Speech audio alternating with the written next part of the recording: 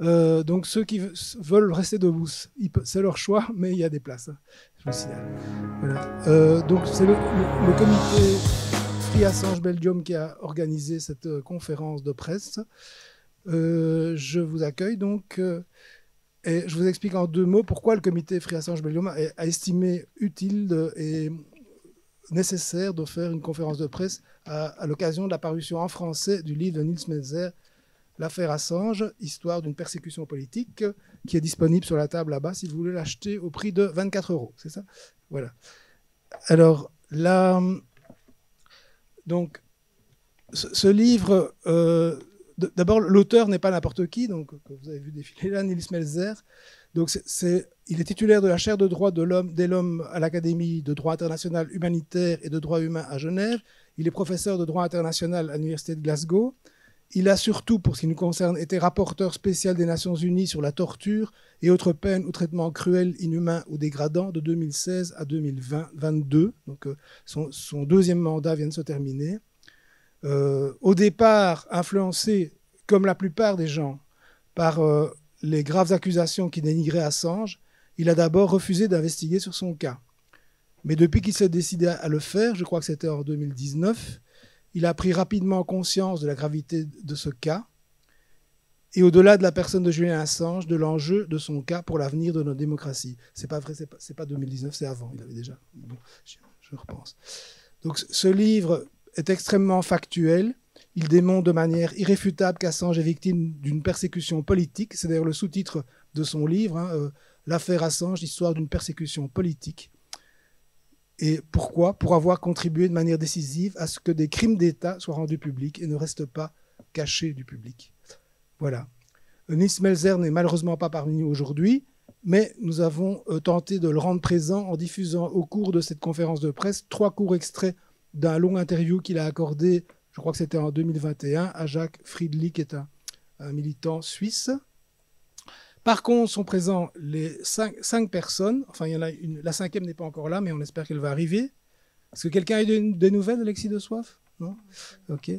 Donc, je présente les personnes qui sont là, ainsi que la personne qui n'est pas encore là, dans l'ordre où elles vont parler. Donc, Fabien Trémaud, qui est à ma droite, le deuxième en partant de la gauche pour vous, est l'éditeur des éditions critiques qui a publié la version française de ce livre, et on le remercie d'être présent et d'avoir accepté d'éditer ce livre en français.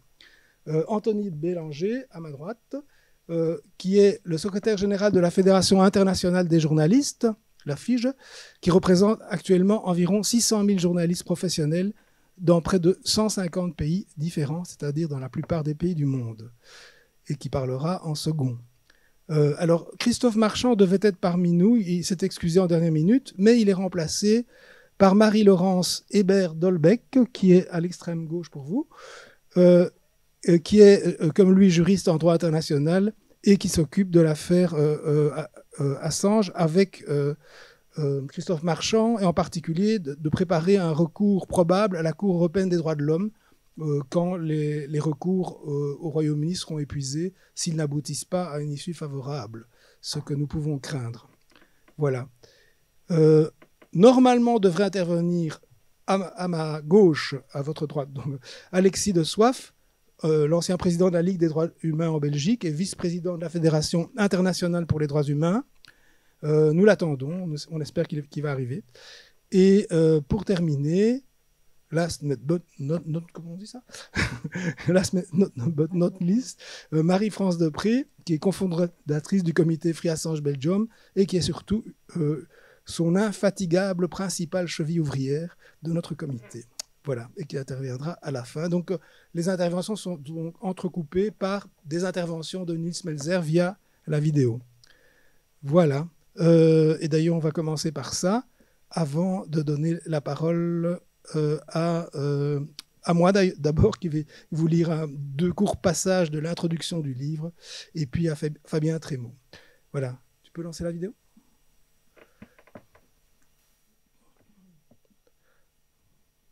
La réponse est non.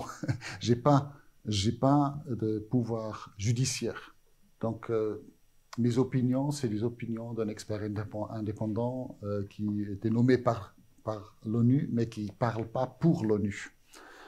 Donc j'ai un statut un peu élevé et très respecté, mais ça reste un statut individualisé. Donc c'est la crédibilité et l'intégrité personnelle qui comptent.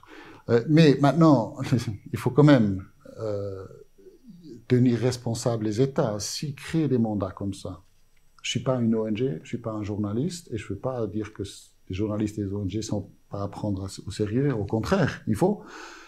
Mais en plus, si les États ont créé un mandat, c'est les États qui m'ont choisi, qui m'ont nommé, qui m'ont dit « S'il vous plaît, monsieur le rapporteur, soumettez à nous des allégations de torture et nous, on va faire en sorte qu'on clarifie la situation, qu'on assure que cette interdiction soit respectée, que les victimes sont compensées et que les tortureurs sont punis. » Parce que ces obligations-là, ils sont là, c'est des obligations dans les conventions internationales. Donc les États doivent, et ça c'est pas, justement, ça c'est une obligation légale, universelle. Les États, dès qu'ils ont reçu des allégations crédibles qu'un acte de torture a eu lieu, ils doivent lancer immédiatement une enquête indépendante, donc indépendante du gouvernement, et clarifier la situation. S'ils trouvent qu'il y a eu un acte de torture, il faut donc poursuivre le responsable ou les responsables et il faut les punir. La punition doit correspondre à la gravité, on dit, la gravité du crime. Et puis, les victimes doivent être compensées complètement et réhabilitées. Donc, c'est des obligations très, très vastes. C'est pas moi qui ai inventé ces obligations, c'est les États qui les ont formulées et signées et ratifiées. Et après, ils m'ont nommé pour contrôler la mise en œuvre de ces obligations-là. Donc, si je leur soumets des allégations, c'est pas un jugement d'une cour, mais ça déclenche toute une chaîne d'obligations qui sont contraignantes. Pas envers moi, mais envers le système international.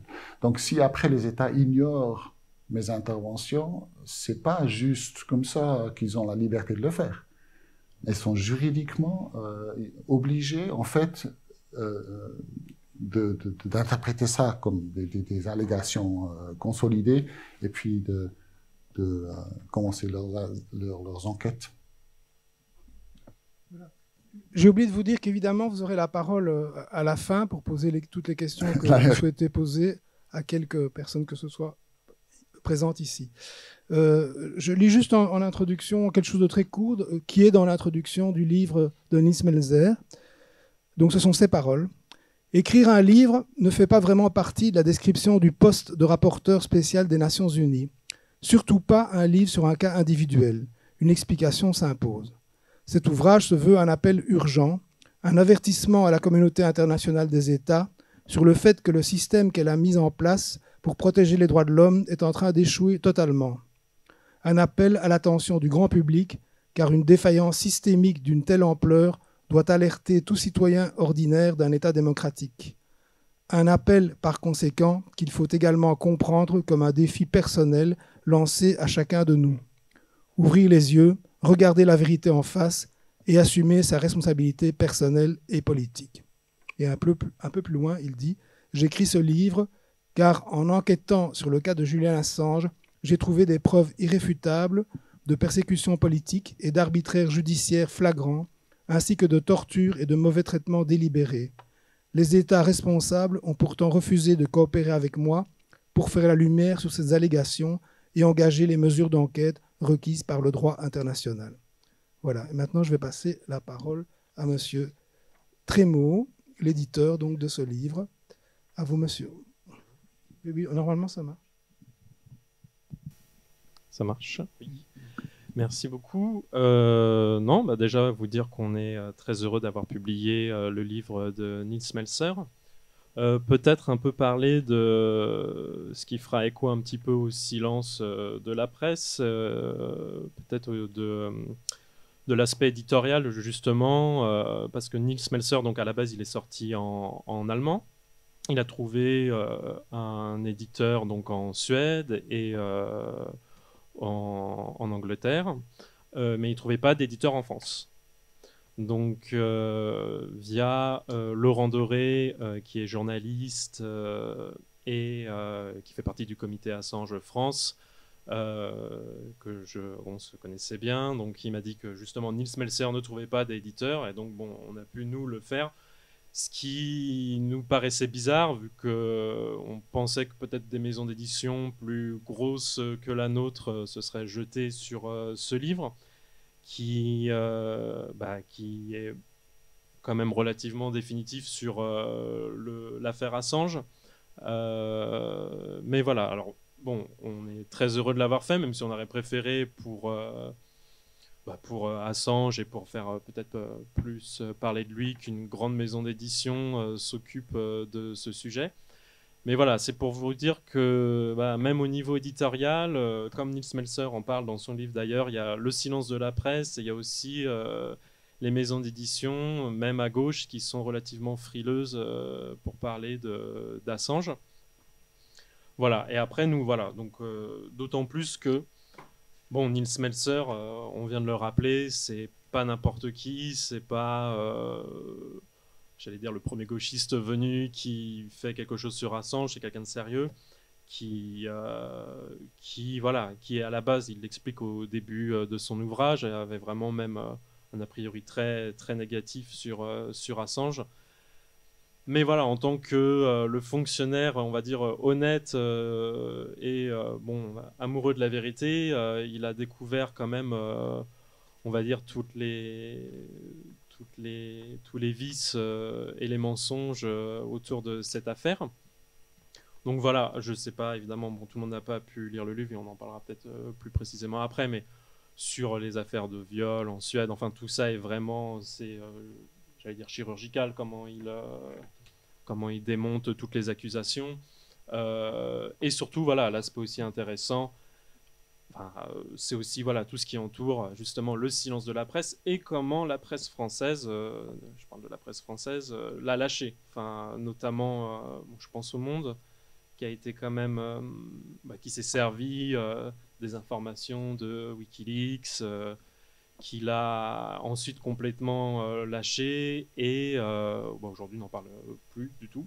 Donc voilà, c'est ce que je voulais mettre un petit peu en lumière sur l'aspect éditorial de la chose, que c'est aussi compliqué de publier des livres sur le sujet. Il n'y a pas que des articles. Et après, sur la presse, bon, pour finir sur le sujet de la complexité, c'est que même nous, là, par exemple, sur ce livre, la presse en France ne veut pas en parler ou en parle très peu. Alors, paradoxalement, c'est un peu ce qu'on disait avant, les journalistes un peu de droite qui en parlent, donc bizarrement.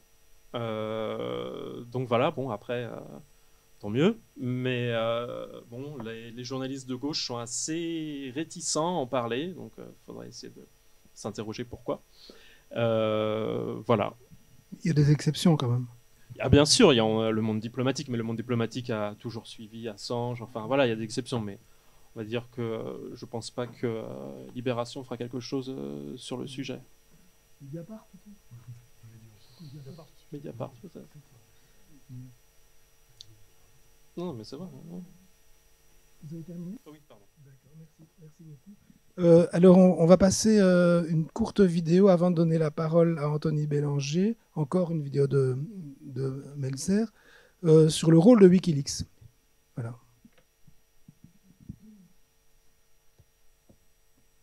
C'est effectivement parce que ce qu'il a fait avec Wikileaks, Assange, il a créé une plateforme où les lanceurs d'alerte, dans les entreprises, dans les gouvernements, peuvent d'une façon anonyme. C'est ça qui est important, anonyme même pour Wikileaks. Donc même Wikileaks ne sait pas qui leur a envoyé des informations. Ils peuvent donc passer des secrets, des preuves sur des crimes, la corruption, tout ça. Ils peuvent soumettre à Wikileaks pour publication. Wikileaks va juste vérifier que c'est pas des documents falsifiés.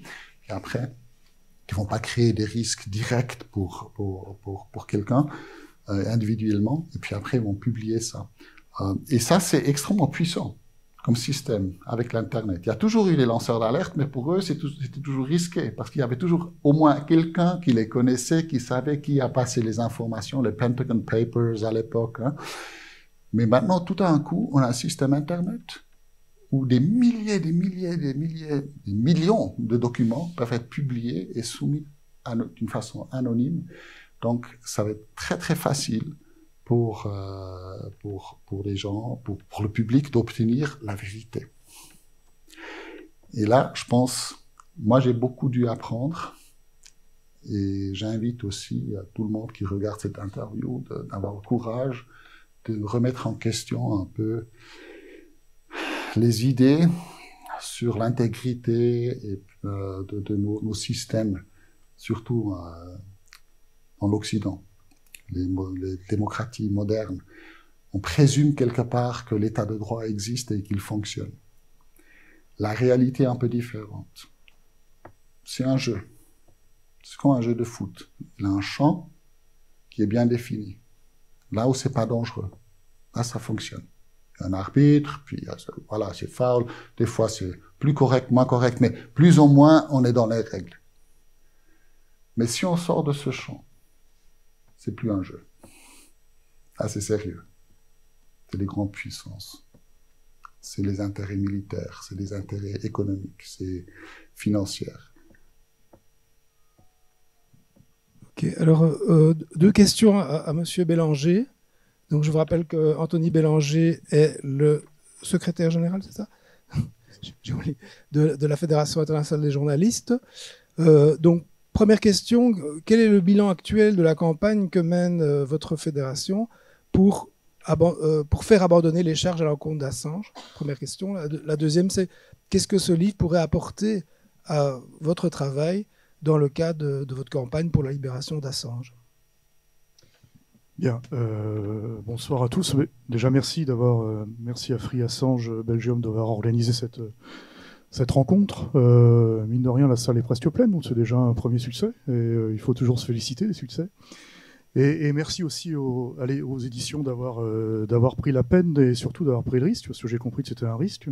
Ou en tout cas, je vous poserai peut-être la question après sur le fait si vous avez vous-même reçu des pressions pour publier ce livre. Mais j'imagine que le public posera la question. Oui, donc ici, pour que les choses soient claires, je ne représente pas les médias.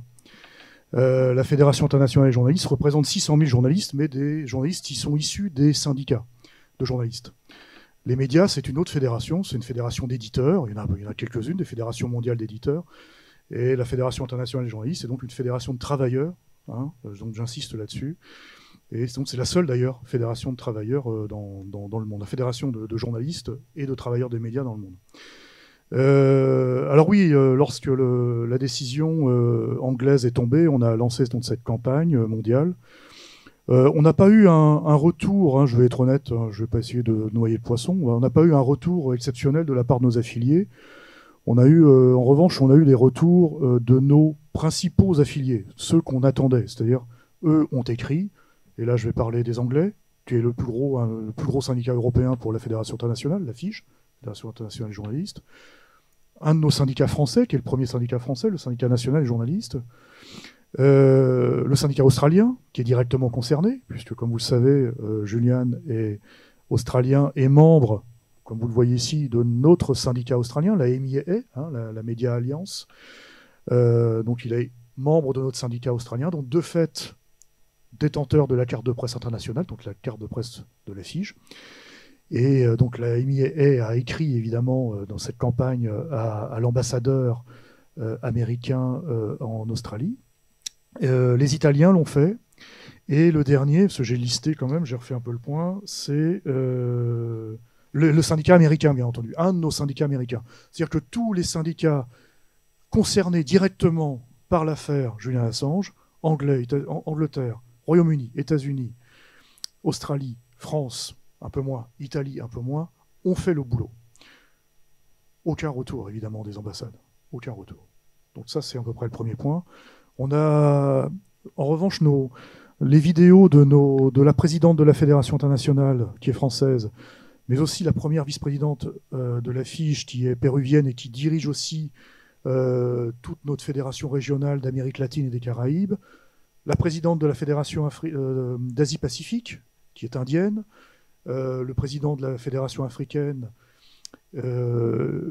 ou la présidente de la Fédération européenne.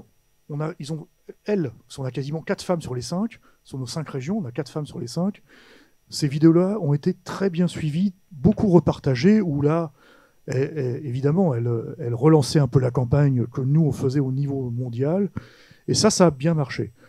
Alors ça a bien marché d'un point de vue médiatique, mais vous savez tous que Julian est toujours en tôle et que les États-Unis demandent toujours l'extradition et que les Anglais sont toujours d'accord. Moi, je suis encore moins puissant que Niels, hein, avec qui j'ai participé à quelques conférences.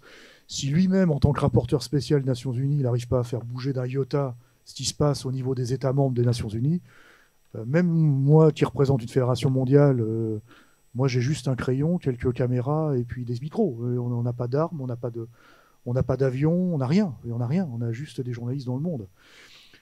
Donc notre pouvoir est quand même limité, même s'il peut être, il peut être efficace au sein des Nations Unies, il reste quand même limité. Et je suis conscient, et vous devez être conscient de la limitation de nos pouvoirs. Niels Melzer, et là vous en parliez tout à l'heure, ce gars, j'ai pas eu le temps de tout lire, mais en tout cas la partie sur la presse est absolument pertinente.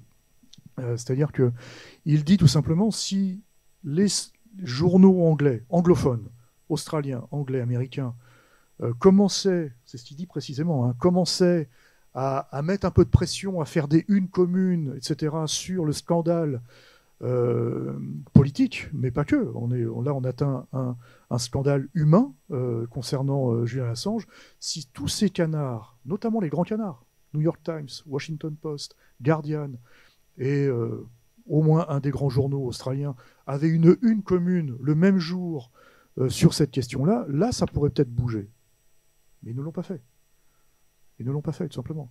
Donc, et là, il a raison. Il fait 3 pages hein, sur la presse, hein, en gros. Hein, c'est assez court, hein, il faut l'admettre. Mais il a complètement raison. Après, sur la question de la presse, je suis issu de la presse française aussi, donc je suis aussi un citoyen de la République, même si j'habite ici maintenant depuis 8 ans. Le Diplo, je travaille essentiellement avec le Diplo fait le boulot. Le Diplo fait le boulot. Que ce soit le patron encore actuel ou la patronne de l'information que je connais bien, eux ils font le boulot. Mediapart fait le boulot. Edoui Plenel était venu au palais, je crois que c'était au palais Edmond, hein, vous vous souvenez, pour ceux qui étaient là? Je vois que Marc était là. Ou le palais des Académies, voilà. Il était là et Edoui Plenel, il est un des soutiens vraiment très forts en termes de patron de presse. Ici, ici, moi, j'ai eu une interview assez longue sur la première avec Eddy Kuckelberg, consacrée qu'à Assange et qu'avec moi, et il a vraiment fait le job, il a vraiment été hyper sérieux. C'était l'émission qu'il avait, comment tu dis? Au bout du jour, voilà. Et Pascal Claude aussi m'avait invité, qui est aussi un très bon confrère de la première, toujours, qui m'avait invité à une matinale avec celle qui était encore à l'époque son avocate, qui est devenue maintenant la rectrice de l'ULB, Annemie Chauss. Et là aussi, il y avait un bon boulot. Enfin, c'était vraiment sérieux. C'est pour ça que je veux pas qu'on condamne tous les... Il y a des gens au sein des médias qui font leur boulot. Marc a été longtemps à la RTBF et il faisait aussi ce boulot-là. Il a même été un des seuls Belges, journalistes belges, je pense, à avoir rencontré Julian en tôle. Marc, il est dans le fond, il est ici, et avec le pull de couleur, tu peux lever la main pour que tout le monde te voit. Marc Molitor, bien sûr. Et j'ai été aussi invité une fois sur l'N24 avec Katharina Le Thor, qui avait fait un bon boulot, et le soir avait accepté une carte blanche. Voilà, mais autrement, ça reste très limité, ça il faut l'admettre.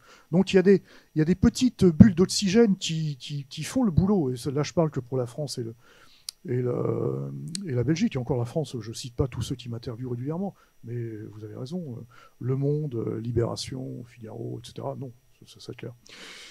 Donc voilà, donc quelle est la suite pour nous? On continue notre campagne, bien entendu. Moi j'ai un envoyé spécial permanent à Londres, Tim Dawson, qui est membre de notre syndicat anglais, le National Union of Journalists, qui suit vraiment très très près tout ce qui se passe. Moi j'ai déjeuné il y a quelques semaines avec des représentants de Wikileaks juste derrière, là, en totale discrétion, et avec Jennifer Robinson, qui est la grande avocate d'origine australienne, mais qui est basée au Royaume-Uni, et qui était aussi à notre congrès mondial qu'on a organisé en Moyen-Orient il y a quelques semaines.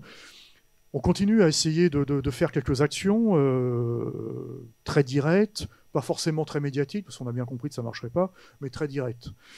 Et on est en train de, bien entendu, et Jennifer me racontait qu'elle est en train aussi, mais ça j'imagine que madame va donner les détails, elle est en train de préparer potentiellement un recours devant la Cour européenne des droits de l'homme. Moi je ne suis pas juriste, je vais vous laisser dire, et puis il y a aussi d'autres cours au Royaume-Uni qui sont possibles. Donc ça, tout n'est pas perdu, et je pense que ce n'est pas demain qu'il va être extradé, ça c'est une certitude. En revanche, ce dont j'ai peur, ce qui m'effraie le plus, c'est que vous connaissez, et Niels en parle dans son bouquin, qui est historique, qui est documenté, qui permettra, et ça c'est votre deuxième question, qu'est-ce que le bouquin apporte à la Fédération internationale? Donc je me pose directement la question et je vais y répondre. Le bouquin apporte tout ce qu'il faut pour bien comprendre l'affaire depuis le départ. Ce qu'il est, ce qu'il a fait, ce qu'il a apporté à la profession. Et ça, on commence à en avoir les premiers bienfaits, je dirais. C'est-à-dire que Wikileaks, c'est toute l'organisation qu'il a mise en place, a permis à d'autres journalistes de travailler en réseau et de créer ces grandes organisations internationales type Panama Papers,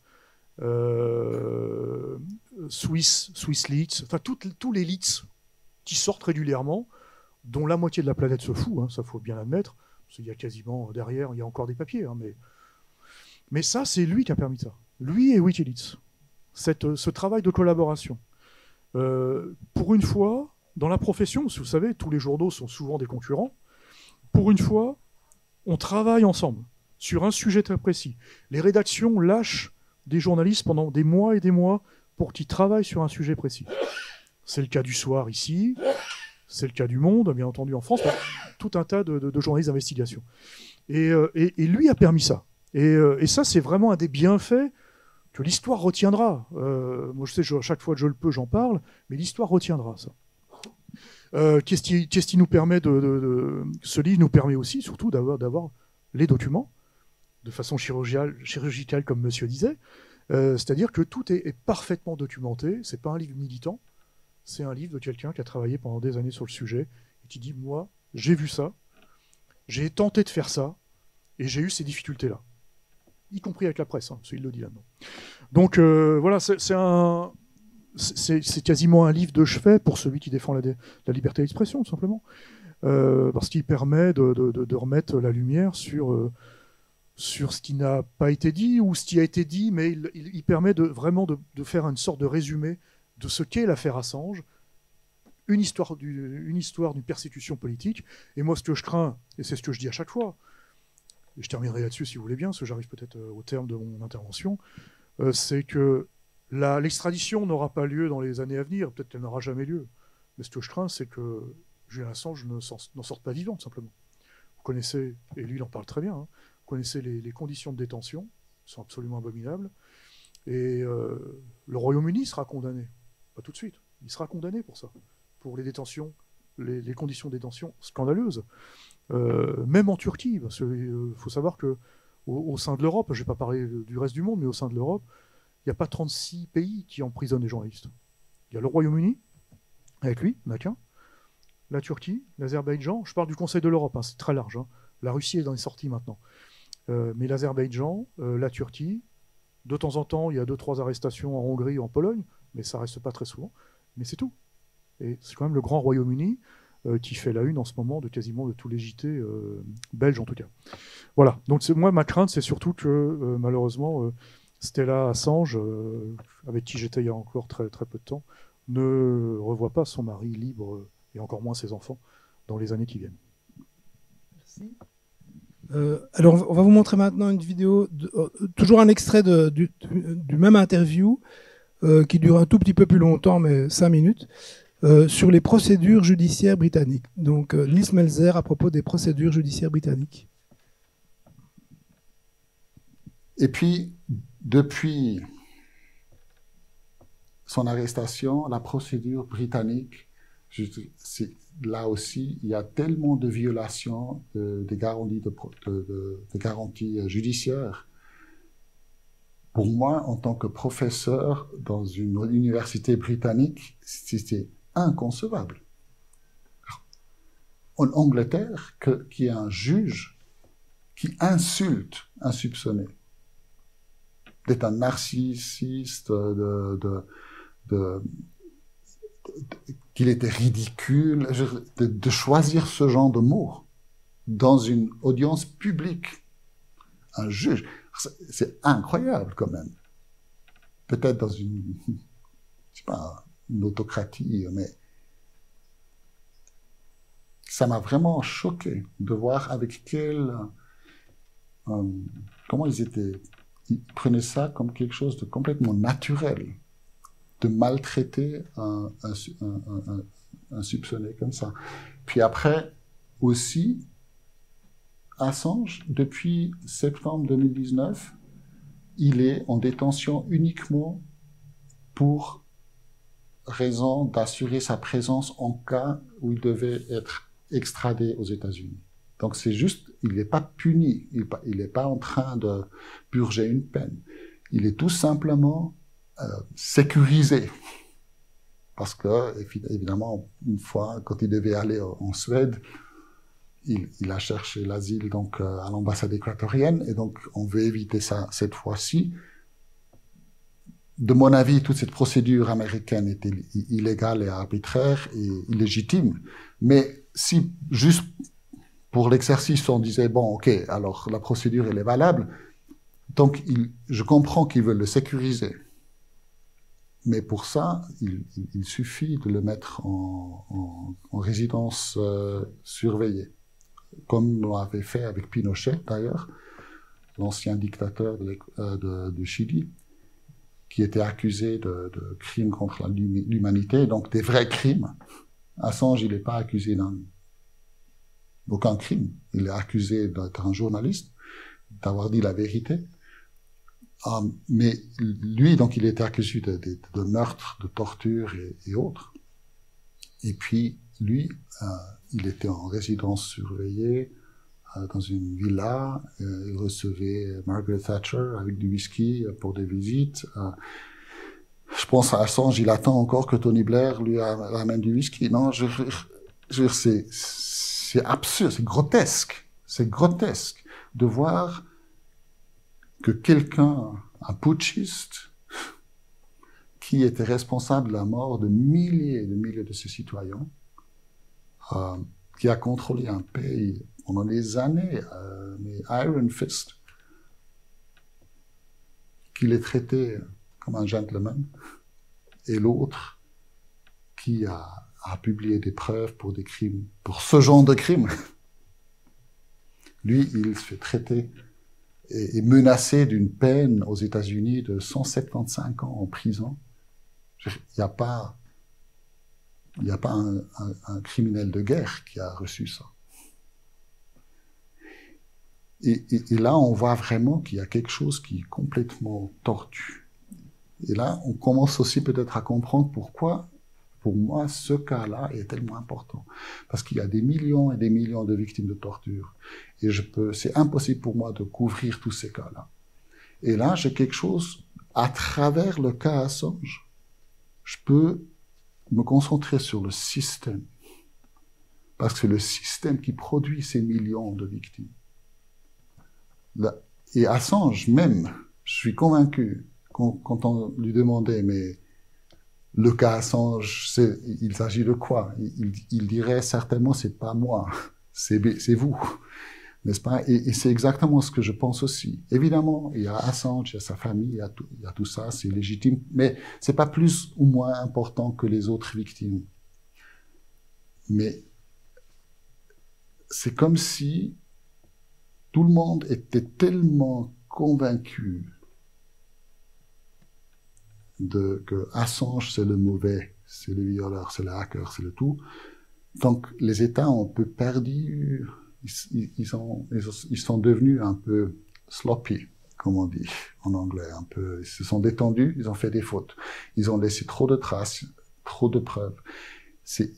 Pour quelqu'un qui vient, qui regarde les preuves, c'est évident ce qui se passe ici. Ça, c'est une histoire de persécution. C'est pas une poursuite.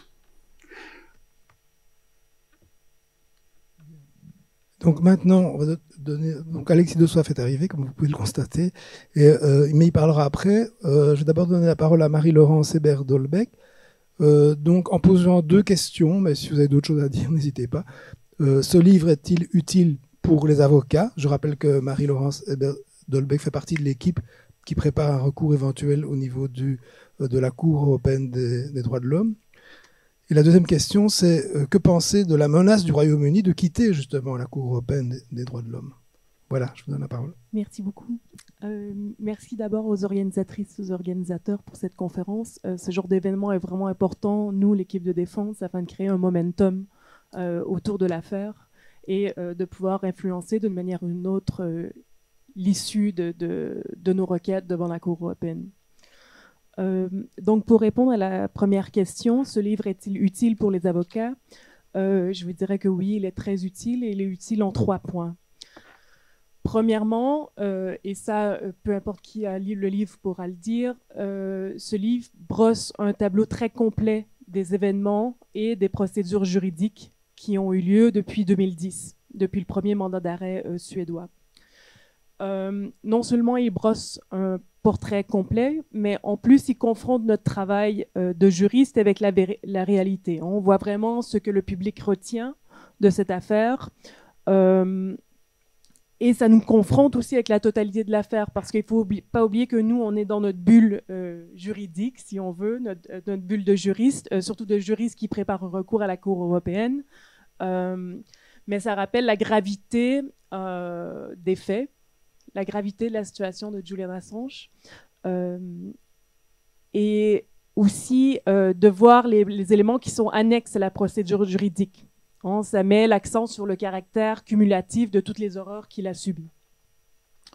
Ça nous permet du coup de remettre les choses dans leur contexte et de nous donner des éléments politiques et humains qui vont servir les différentes requêtes. Deuxièmement, ce livre est super utile dans le sens où Nils Melzer s'exprime ici en tant que rapporteur spécial sur la torture et les traitements inhumains et dégradants. Il s'exprime aussi en tant que professeur de droit international. Du coup, il appréhende toute la problématique par le syllogisme juridique. Il a une connaissance profonde et précise des normes qui sont relatives à la torture et il a plusieurs expériences aussi sur le terrain, notamment avec le Comité international de la Croix-Rouge. Ceci donne de la crédibilité, de la valeur à nos arguments. Okay? Pourquoi? Parce qu'on ne peut pas imaginer plus spécialiste que lui dans la matière. On ne peut pas penser à une personne qui est plus qualifiée que lui pour se prononcer sur cette affaire. Troisièmement, ce livre est aussi super utile parce qu'il apporte certains éléments nouveaux, des éléments matériels qui ne sont pas apparus ni dans les procédures suédoises, ni dans les procédures anglaises pour le moment. On pense notamment à certaines expertises médicales, mais aussi, surtout, à des correspondances révélatrices qui démontrent la persécution politique de Julian Assange. Le but, ici, c'est pas de mener une enquête qui répond aux exigences légales, au due process, comme on dit en anglais, mais plutôt d'attaquer directement Assange et Wikileaks. Il Il apporte aussi d'autres éléments, c'est-à-dire des nouvelles idées à explorer sur le plan de la défense de Julian, et particulièrement la question de la torture psychologique, qui est très peu utilisée dans la jurisprudence anglaise et dans la jurisprudence de la Cour européenne des droits de l'homme, mais qui est utilisée ailleurs, notamment aux États-Unis et devant la Cour interaméricaine des droits de l'homme. Donc ça, c'est des éléments qui nous permettent, en tout cas qui nous invitent à pousser notre raisonnement plus loin sur la torture. Donc ça, c'est pour la première question. Pour la seconde question, que penser de la menace du Royaume-Uni de quitter la Cour européenne des droits de l'homme? On ne va pas se le cacher, c'est très inquiétant. Parce que le retrait du Royaume-Uni de la Cour européenne des droits de l'homme retirerait le dernier rempart qui existe contre l'extradition de Julian Assange aux États-Unis. Par contre, il faut juste se rappeler, avant de tomber dans la panique, que ce n'est pas à l'ordre du jour pour l'instant. Le Bill of Rights, comme il avait été présenté par Dominic Raab, l'ancien Premier ministre anglais, ne visait pas le retrait de la Convention européenne des droits de l'homme, mais seulement le fait de ne plus respecter les mesures conservatoires. Donc les mesures qui sont demandées par la Cour en attendant qu'il y ait un jugement. Okay, comme par exemple de ne pas extrader quelqu'un dans l'attente que la Cour ait pu se prononcer sur cette affaire. Donc le Royaume-Uni, dans le projet de Bill of Rights, ne prévoyait que de ne plus respecter ces mesures conservatoires, ce qui est complètement contraire à la Convention, mais le problème, c'est qu'il n'y a à peu près aucun moyen de confronter le Royaume-Uni ou de le rendre responsable du non-respect de la Convention. Okay. Donc, un point rassurant, peut-être, pour terminer sur une note un peu positive, c'est que la nouvelle première ministre, Liz Truss, a décidé de laisser tomber pour le moment ce Bill of Rights qui visait de ne plus respecter les mesures conservatoires, en le qualifiant de complete mess, hein, donc de bordel complet. Donc, ça semble aller à l'encontre de ses positions précédentes, notamment dans les débats pour la chefferie, la chefferie au Parti conservateur. Mais au moins, même si quelque chose se fait pour retirer ou mitiger l'adhésion du Royaume-Uni à la Convention européenne, ce ne sera pas pour tout de suite. Okay? Donc, on peut donc espérer pouvoir aller devant la Cour européenne avant qu'il y ait toute mesure du genre qui soit prise par le Royaume-Uni. Donc, à Alexis de Soif, donc, je rappelle qu'il est l'ancien président de la Ligue des droits humains en Belgique et qu'il est vice-président de la Fédération internationale pour les droits humains. Notre comité voulait demander, selon lui, quel est l'apport du livre pour la défense des droits d'Assange en général, mais aussi pour les droits humains en général. Voilà. Merci beaucoup. Effectivement, je m'exprimerai au nom de la FIDH, dont je suis le vice-président, et aussi au nom de la Ligue des droits humains en Belgique, les organisations de défense des droits humains. Et effectivement, ces organisations, et la FIDH et la LDH, soutiennent l'appel du comité de soutien, l'action des avocats, et entreprennent et se joignent à des démarches pour interpeller les responsables politiques. Il y a des démarches en cours de préparation, d'ailleurs, dans les semaines qui viennent, les jours qui viennent. Sur la question très précise sur l'apport du livre et sur ce que ça signifie, alors je pense que c'est extrêmement utile parce que au niveau de la défense des droits humains, il y a des causes infinies à défendre. Et que ce livre, moi en tout cas quand je l'ai lu, ça fait l'effet d'une bonne claque, voire d'un gros coup de poing, et de se dire mais qu'est-ce qu'on a fait depuis 12 ans, depuis les révélations sur Collateral Murder, hein, on se souvient, on a tous vu ces images de prise de l'hélicoptère en Irak. Et puis on passe à autre chose, et puis on continue à suivre ça de loin, et les défenseurs des droits humains, ils sont sur plein de dossiers à la fois, et puis de temps en temps le dossier revient. Mais moi ce qui m'a frappé lors de la lecture de ce livre, c'est qu'au fur et à mesure des pages qu'on tourne, on se rappelle plein de choses. Et d'abord, on est au cœur du réacteur par un spécialiste. Et c'était aussi dans la question, c'est ce que ça signifie un livre écrit par Niels Melzer. Mais d'abord, c'est l'autorité de l'auteur. Je veux dire, c'est quand même, et vous l'avez rappelé, le spécialiste, le rapporteur spécial Nations Unies, son autorité morale, aussi de professeur d'université. C'est pas n'importe qui a écrit le livre. Et je ne dis pas ça avec mépris pour d'autres qui ont écrit des livres sur l'affaire Assange, mais ce n'est pas la même chose de lire un livre écrit, même brillant, par un journaliste qui a suivi l'affaire, que quelqu'un qui est à l'intérieur des procédures onusiennes et qui peut relater cette affaire et qui prend le temps, malgré son agenda surchargé, d'écrire cette brique en reprenant sur toute cette affaire. Et donc, c'est vraiment le réveil de tout défenseur des droits humains sur cette affaire. Et l'affaire Assange qui a parfois aussi divisé les défenseurs des droits humains. À tort. Et je ne dis pas à tort et à raison, je dis à tort. Où certains ont parfois traîné des pattes pour apporter leur soutien en disant « Ouais, mais c'est quand même compliqué ». Non. Cette affaire Assange, d'abord, c'est son affaire et son cas à lui emblématique. Mais, et c'est là, vous avez tout à fait raison, elle a une signification au-delà de son cas à lui, au-delà de son sort à lui, tellement ce qu'elle véhicule au niveau liberté d'expression, droit d'information, transparence, et puis persécution de celui qui a osé dénoncer l'inacceptable. Et moi, j'avais une idée qui m'a traversé l'esprit en lisant ce livre, et c'est pour ça que je parlais des images qu'on a vues qui datent de 2010. Pour moi, c'était plus très clair non plus aussi, j'avoue, au niveau de la ligne du temps, mais de 2010, les révélations Collateral Murder. Et imaginons-nous un instant qu'en 2010, il y ait un journaliste d'investigation qui aime aussi un peu la science-fiction, qui avait écrit l'histoire telle qu'on la connaît aujourd'hui en 2022. Eh bien, je suis sûr que nous tous et toutes dans cette salle, et les magistrats qui traitent aujourd'hui cette affaire, auraient dit « Waouh, ça se lit comme un roman policier ou comme un roman d'espionnage, mais c'est de la fiction pure, ça n'arrivera jamais. » Pourquoi ? Parce que nous avons assez de garde-fous, assez de contre-pouvoirs, assez de justice indépendante qui vont empêcher que ce scénario se réalise. Je mets ma main à couper qu'en 2010, c'est ça qui aurait été la réaction. Et on voit où on est en 2022, et à chaque épisode, en fait, on se dit « mais non, mais c'est pas possible. C'est pas possible, ça va s'arrêter. » Et ça ne s'est pas arrêté. Et ça ne va pas s'arrêter si on n'intervient pas maintenant. Et on ne peut même pas dire qu'il est minuit au moins 5, il est minuit, il faut que ça s'arrête. Et ça dépasse le cas de Julian Assange.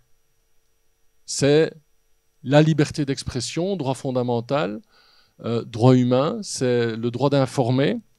Moi, ce qui me choque, c'est ces abandons répétés, qui sont merveilleusement, qui ressortent merveilleusement dans le livre, ces abandons étatiques, ces abandons et ces concessions judiciaires aussi, de juges enfermés dans leur tour d'ivoire, qui visiblement prennent des décisions en ne prenant pas seulement en considération les éléments de droit et les éléments de droit humain et de liberté fondamentale, mais en prenant en compte d'autres considérations imposées par certains gouvernements, on se comprend, et ça ne va pas dans un état de droit. Vous parliez à juste titre des menaces du Royaume-Uni de quitter la Convention européenne des droits de l'homme et donc le Conseil de l'Europe. Il se fait que le hasard, j'étais en Angleterre la semaine passée jusqu'au jour du décès de la reine, et le gros débat avant le décès de la reine, c'était la question des migrants et l'expulsion vers le Rwanda, et justement de sortir, parce que c'est finalement sur la question migratoire surtout qu'ils veulent sortir de la Convention européenne des droits de l'homme aussi, parce que tous leurs vols vers le Rwanda ont été annulés suite à des décisions prises à Strasbourg. Et le grand justificatif pour le Bill of Rights, c'est de dire non, mais c'est quand même nous qui avons. Il se fait que j'ai été voir à Salisbury le meilleur exemplaire qui est resté de la Magna Carta 1215, qui reste un modèle justement, et le début, le premier acte de Bill of Rights face au pouvoir arbitraire de la royauté. Et le grand justificatif, et je ne veux pas être trop long, mais le grand justificatif, c'est de dire non, mais c'est quand même nous qui avons inventé les droits humains. Je rajoute entre parenthèses, les Français croient que c'est eux, mais les Anglais croient que c'est eux. Et ils ont peut-être plus raison, les Anglais, là, sur ce coup-là. Je referme la parenthèse. Et en disant, nous, notre Bill of Rights, on va en profiter, et c'est ça que je voulais partager avec vous aujourd'hui, on va en profiter pour renforcer des droits fondamentaux tels que, et c'est l'exemple qui était repris systématiquement, la liberté d'expression. Non, mais c'est une blague. Quand on voit ici, et ils veulent renforcer, on va sur le droit au séjour et tout ça, là, il faut qu'on récupère un peu que nous puissions décider, mais on va renforcer la liberté d'expression. Alors, ça me fait bien rire parce que depuis que la reine est morte, il y a plusieurs interpellations de ceux qui osent contester la royauté. Alors, la liberté d'expression, bonjour. Là, c'est pas très grave, c'est anecdotique. Ici, c'est grave et ça nous concerne tous.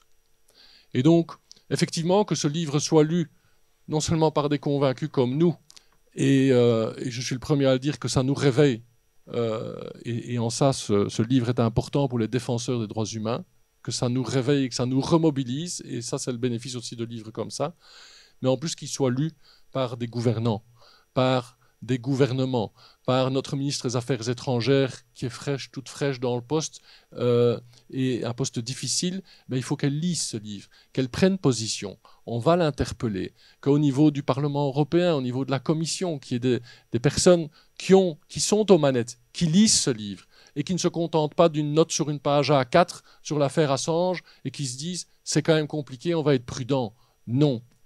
Parce que, d'abord, c'est la vie d'un homme qui est en jeu, et un homme qui a servi l'humanité entière. Et rien que pour ça, on lui doit bien cette mobilisation, et on lui doit bien ça. Et par ailleurs, ça dépasse son cas, et ça concerne, dans cette période tellement difficile, où il y a la guerre, où il y a la crise économique, où les droits économiques et sociaux sont en danger, où les droits environnementaux sont en danger, où la question migratoire est vraiment une honte de l'Europe occidentale, et toutes ces questions de société sont en jeu, eh bien, le cas de Julian Assange est emblématique et nous oblige. Point. Merci, Monsieur de Soif. Alors, avant de donner la parole à Marie-France Depré, une courte vidéo d'un autre genre qui concerne... Vous savez que les autorités américaines ont gagné en appel en disant qu'ils allaient bien traiter Julian Assange. Alors, je pense que ça vaut la peine de voir cette vidéo qui est un montage, mais qui est assez parlant. High-tech terrorists. Cyber terrorism. Information terrorism. Shut it down. We're going to hang you. Use a drone or something. A bullet in the brain. Illegally shoot the son of a... Information warfare is warfare. And Julian Assange is engaged in warfare. Information terrorism, which leads to people getting killed, is terrorism. And Julian Assange is engaged in terrorism. He should be treated as an enemy combatant. WikiLeaks should be closed down permanently and decisively. Should the United States do something to stop Mr. Assange? We're looking at that right now. The Justice Department is taking a look at that. I would argue that it's closer to being high-tech terrorists than the Pentagon Papers.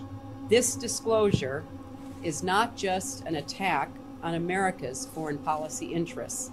It is an attack on the international community. The head of WikiLeaks is not a particularly credible source in my mind. He is a, in my mind, he's a criminal, and he ought to be hunted down and grabbed and put on trial for what he has done here.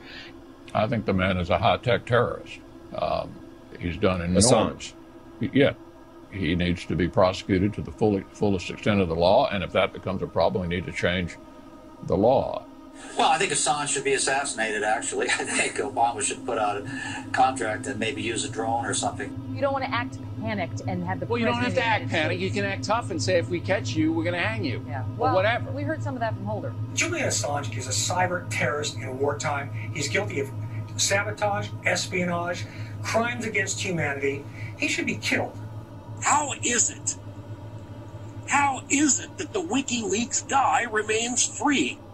You know, back in the old days when men were men and countries were countries, this guy would die of lead poisoning from a bullet in the brain, and nobody would know who put it there. The way to deal with this is pretty simple. We got special ops forces. I mean, a dead man can't leak stuff. This guy's a traitor, a treasonous, and he has broken every law of the United States. The guy ought to be, and I'm not for the death penalty, so if I'm not for the death penalty, I only want to do it, illegally shoot the son of a... It's time that the Obama administration treats WikiLeaks for what it is, a terrorist organization whose continued operation threatens our security. Shut it down. Shut it down. It is time to shut down this terrorist organization, this terrorist website, WikiLeaks. Shut it down, Attorney General Holder. Marie-France de Prick, au nom de notre comité Free Assange Belgium.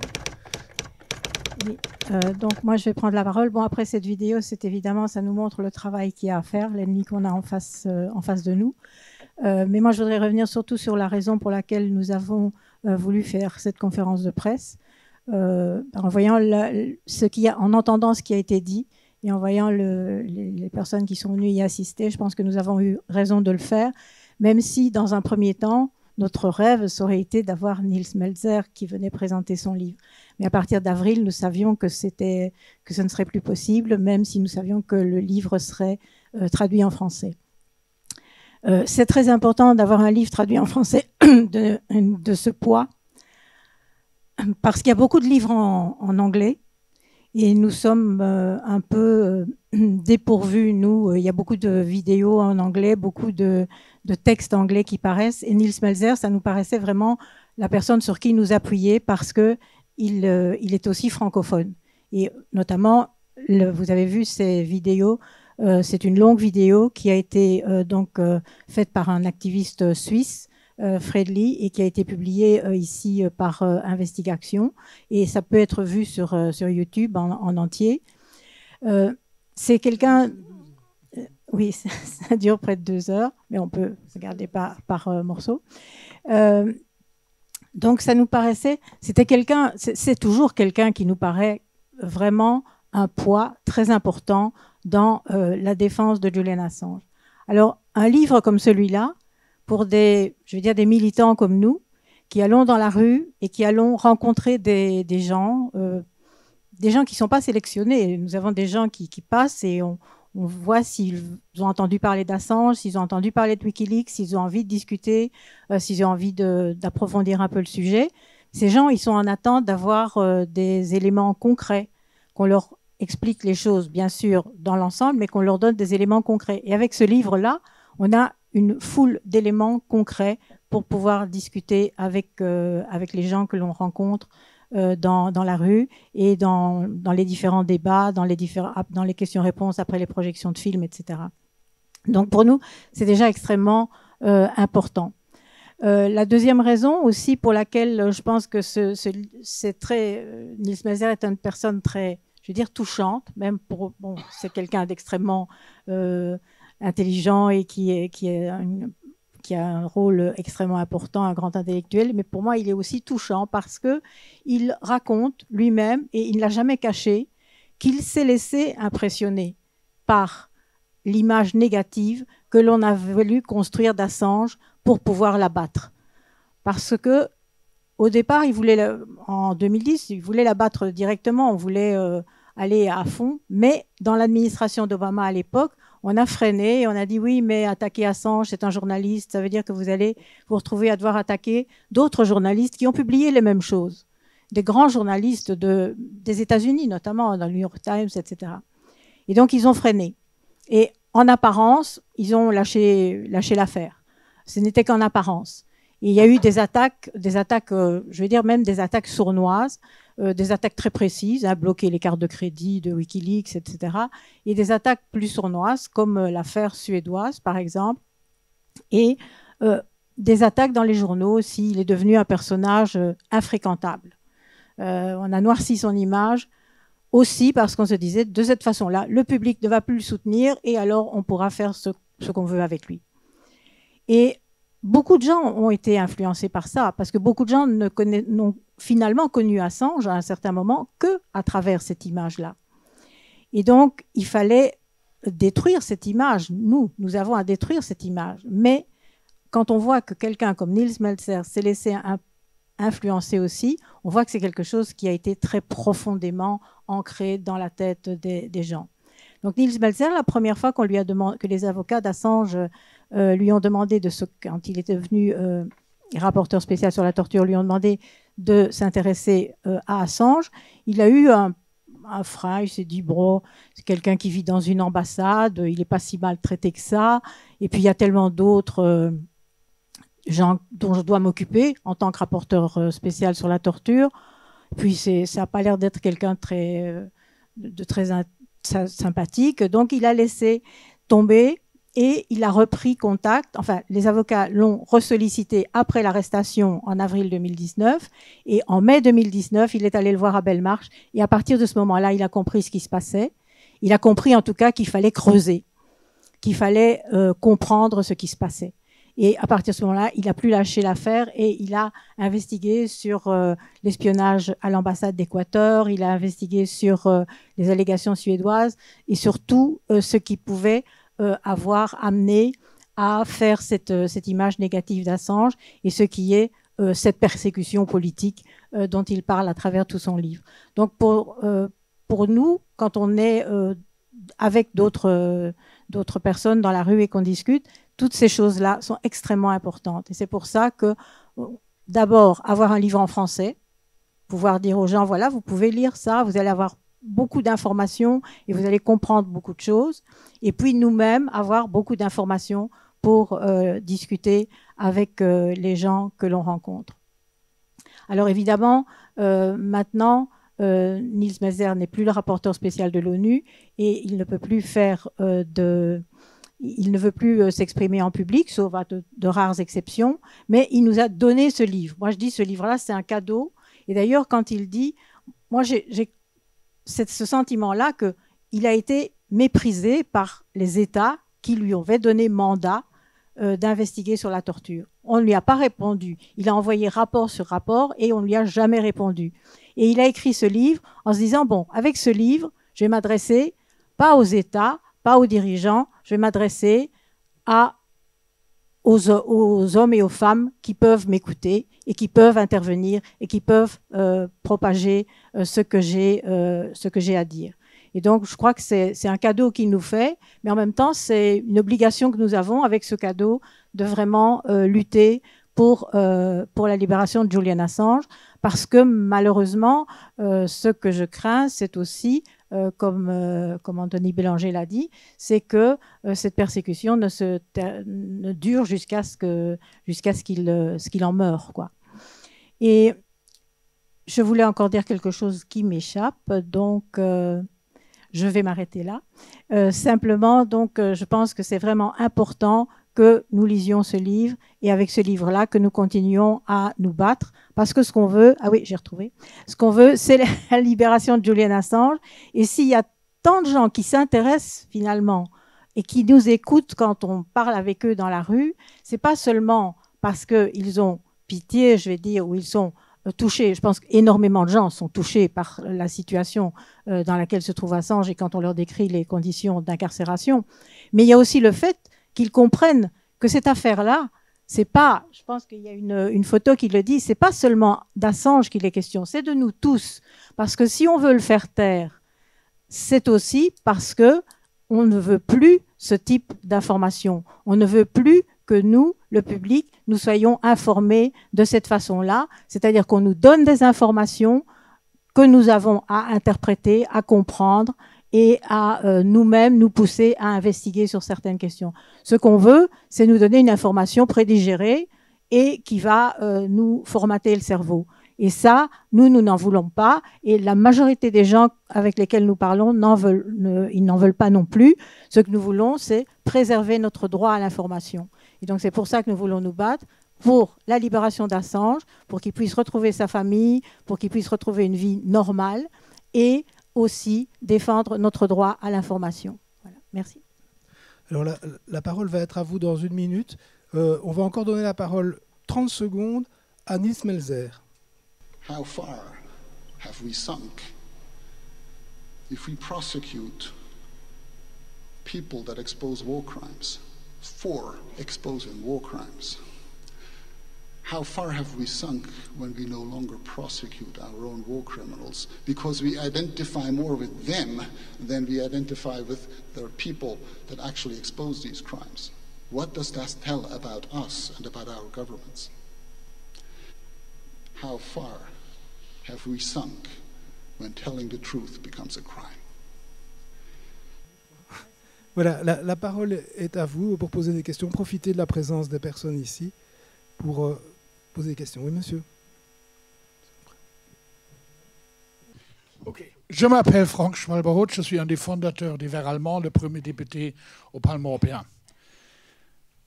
À côté de mon lycée où j'étais, dans les années 1860 et quelques, Alfred Nobel a développé le dynamite. Pourquoi je suis toujours intéressé dans le prix Nobel, spécialement dans le prix Nobel de la paix? Bizarrement, jusqu'à maintenant, personne d'Australie a reçu ce prix. L'année dernière, c'était 2 journalistes, une Philippine et un Russe, qui ont reçu ce prix. Cette année, c'est trop tard, mais je crois que ce serait une initiative merveilleuse de proposer Julien pour le prix de la paix, prix Nobel de la paix. Et ça, qui peut le faire? Les anciens lauréats, des professeurs dans certaines catégories et des responsables des instituts de recherche de la paix. Et je crois que ça vaut la peine, même quand la chance qu'il va le recevoir immédiatement est minime. Et vous avez dit aussi, des députés aussi peuvent le proposer aussi. Oui, et aussi, et on a ici plus que 700 députés européens et aussi les membres des gouvernements. Deuxième point, à Matongé, on a récemment inauguré une place Lumumba. Il y a tellement de places et de petites rues ici à Bruxelles ou des grands. Pourquoi pas, même quand ça va être enlevé après, de nommer un des squares, des petits squares ici, au moyen, ou je ne sais pas, place Julian Assange. Son anniversaire, c'est le 3 juillet. Pourquoi pas faire une fête d'anniversaire à une place emblématique pour lui souhaiter bon anniversaire? Ça nous faisons déjà. Oh, je ne suis pas au courant, c'est bien.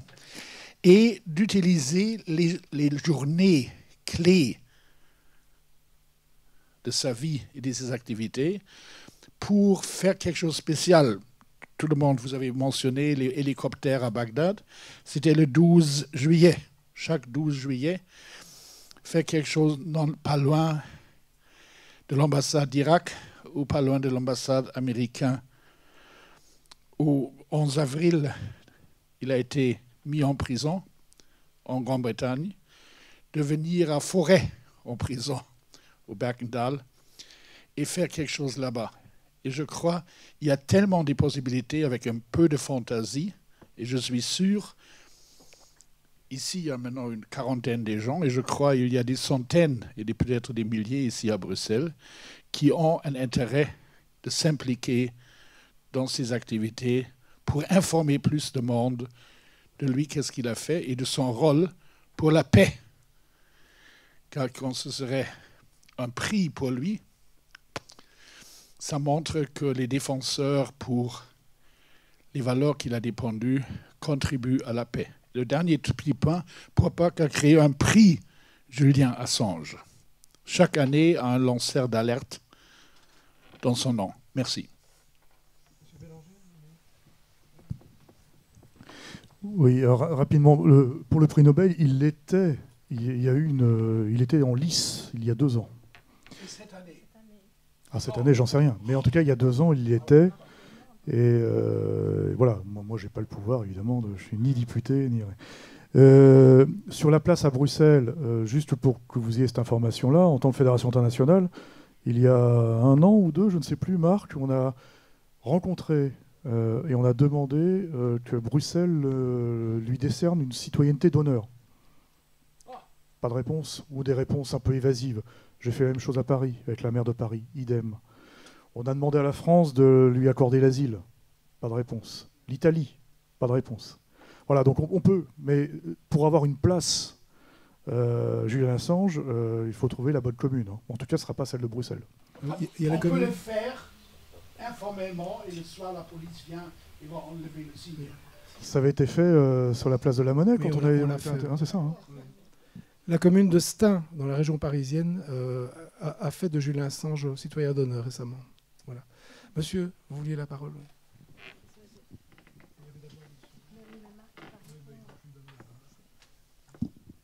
Bonjour, je suis Youssouf Akinloé, ivoiro-nigérien, et je fais un stage au Parlement européen. En fait, ma question, c'est, vous avez répondu une partie de la question. Depuis janvier dernier, il y a le père de Julian Assange qui essaie de côtoyer les autorités françaises afin d'avoir un éventuel asile politique. Est-ce que vous pensez que ça pourrait être possible avant l'extradition de Julian aux États-Unis? C'était ça ma question. Vous êtes le Français de service. Oui,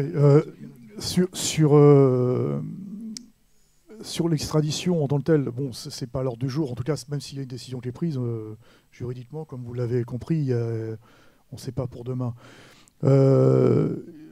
Moi, je ne crois pas. Je ne crois pas que la France ou quiconque l'acceptera aujourd'hui. Ils avaient l'occasion de le faire il y a quelques années, ils ne l'ont jamais fait. Ça a bougé un petit peu en Grèce il y a quelques mois. J'ai eu des contacts avec une organisation, mais qui ne me semblait pas très, très solide. Donc non, l'asile maintenant, on pourrait lui donner l'asile, mais une fois de plus, il faut une volonté politique. Et en Europe, il n'y a pas cette volonté politique, il faut être clair. Enfin, il y a un moment donné, il faut regarder les choses en face. Et personne ne veut se mettre à dos ni les États-Unis, ni le Royaume-Uni. D'un point de vue diplomatique international, il est clair que il y a eu l'Équateur, et vous avez vu ce que ça a donné lorsqu'il y a eu un changement de président. L'ancien président équatorien lui-même est ici aujourd'hui, et lui-même en exil. Donc non, moi je n'y crois plus du tout à ça aujourd'hui. On avait imaginé des actions symboliques, mais même celle-ci ne fonctionne pas. Ce citoyen d'honneur d'une ville, c'est complètement symbolique. Mais même ça a été refusé, soit ça n'a pas été suivi. Le président mexicain a accordé a dit qu'il serait le bienvenu au Mexique. Voilà. Oui, Marc. Je voudrais demander surtout à Alexis, à Madame Hébert-Dolbeck. Je dois dire, lorsque Anthony dit que le danger principal, c'est probablement qu'il décède en prison avant la fin de la procédure, enfin c'est le scénario pessimiste, je me demande si la priorité n'est pas avant tout d'essayer de le faire sortir de prison, indépendamment de l'issue actuelle de la procédure. J'ai déjà posé des questions, je ne parviens pas à voir clair là-dessus. Par exemple, j'ai interviewé l'Observatoire de prison en disant, mais quelqu'un qui est dans une situation comme ça, qu'est-ce qu'il a comme recours juridique? Est-ce qu'il ne peut pas saisir une juridiction par rapport à ses conditions de détention? Je sais que ça existe, par exemple, pour ce qui est le juge d'application des peines dans nos pays, mais ça, c'est pour des gens qui sont condamnés. Le problème, c'est qu'Assange n'est même pas encore condamné. Il est dans une situation no man's land intermédiaire, en quelque sorte. Je ne sais pas qui a expliqué qu'il était... Ah ben, c'est Melzer lui-même qui l'explique qu'il est vraiment... Il est détenu, tout simplement, dans une situation intermédiaire avant extradition. Je me pose toujours des questions. Je ne vois pas encore clair sur est-ce que la Cour européenne des droits de l'homme peut intervenir présentivement sur les conditions de détention, indépendamment du fond du procès. Est-ce que vous aurez des réponses éventuelles à ce sujet? Parce que franchement, moi, je ne vois pas clair. Or, ça me paraît prioritaire par rapport à ce qu'Anthony a dit. Je me pose la même question. Oui. Je veux dire, juste une chose, c'est que l'extradition, tout le monde sait dans cette salle que ça n'a pas de sens. En fait, c'est une question de vie ou de mort. Donc, il ne s'agit pas, excusez-moi, il ne s'agit pas d'attendre si oui ou non. En fait, c'est des manœuvres dilatoires. Et le problème, c'est qu'il faut maintenant introduire une urgence. Et donc, juridiquement, quels sont les recours pour passer outre? Tant pis. Et essayer de le sortir. Je vais répondre très rapidement. En fait, il y a très peu de recours. Il y a déjà eu des demandes de libération sous caution qui ont été faites au Royaume-Uni et ça a été toujours refusé par les juges anglais parce que Julian Assange s'est déjà soutiré, disons, à une libération sous caution. Oui, il ne s'est pas présenté devant le juge suédois. Donc c'est l'argument qui est soulevé par les juges anglais. Pour ce qui est d'une intervention de la Cour européenne des droits de l'homme, en fait, si on veut faire une demande de mesures conservatoires, comme j'expliquais tantôt, pour le faire libérer dans l'attente que la Cour se prononce, il faut attendre de pouvoir déposer une requête devant la Cour européenne des droits de l'homme, ce qu'on ne peut pas faire pour l'instant, parce que les procédures ne sont pas terminées devant le tribunal britannique. Et là, j'ai un problème, parce que si sa situation se dégrade avant même l'issue sur le fond, on est dans une impasse, là. Il n'y a pas moyen de le faire sortir d'une façon ou d'une autre. Il y a toujours moyen de déposer... Je continue, les juges dont vous avez parlé, c'est le juge qui préside l'audience. Ce n'est pas un juge indépendant qui est amené à traiter des conditions de détention. Hein. Non, il n'y a pas de juge d'application des peines au Royaume-Uni. Donc c'est toujours le juge qui est saisi du dossier. Donc oui, il y a des plans éventuellement de déposer d'autres demandes de libération, mais il faut trouver le bon moment pour le faire, parce que si on a un refus, on ne pourra pas redéposer de demande tout de suite. Donc voilà, c'est une question sur ce plan-là. Et puis les mesures provisoires que la Cour européenne des droits de l'homme peut prononcer, qui pourraient être soit, et on a vu des décisions, il y a de la jurisprudence où la Belgique s'était vu notifier une demande, enfin une décision de la Cour de Strasbourg de ne pas extrader une personne vers les États-Unis. Et malgré ça, le gouvernement s'est assis sur la décision de la Cour européenne et a extradé la personne. Donc, c'est toujours aussi la question, et je ne veux pas être pessimiste ou dire que le gouvernement britannique ne respectera pas ou ne respecterait pas une décision qui vient de Strasbourg, mais il y a quand même des craintes qu'il passe outre. Et le juge britannique qui pourrait... dire que par exemple pour des raisons médicales la détention est un traitement inhumain et dégradant et que pour cette raison il doit, ou même de la torture, et que pour cette raison il doit être libéré, mais je pense que on l'a pas encore trouvé, quoi. Mais techniquement ça devrait être possible, mais ouais, si je peux juste ajouter, il faut faire aussi attention avec les demandes de libération, ou en tout cas avec les demandes de mesures conservatoires devant la Cour européenne, parce que dans une grande majorité des cas, quand il est prouvé que les conditions de détention sont, disons, pas favorables à l'accusé, parfois la Cour va demander à ce qu'il soit placé en hôpital psychiatrique ou en hôpital. Et donc ça, c'est peut-être pas la meilleure solution non plus en l'espèce. Donc voilà. Oui, monsieur. Oui, monsieur. Allez-y. Il y a un micro ? Il est où le micro ? Voilà. Oui, bon, peut-être je voudrais avoir quelques minutes. Pour moi, c'est très important. En principe, toujours ma question, c'était pourquoi est-ce que les avocats de Assange n'ont pas allé devant la Cour interaméricaine des droits de l'homme? Parce que les premières violations, quand Assange est sorti par force,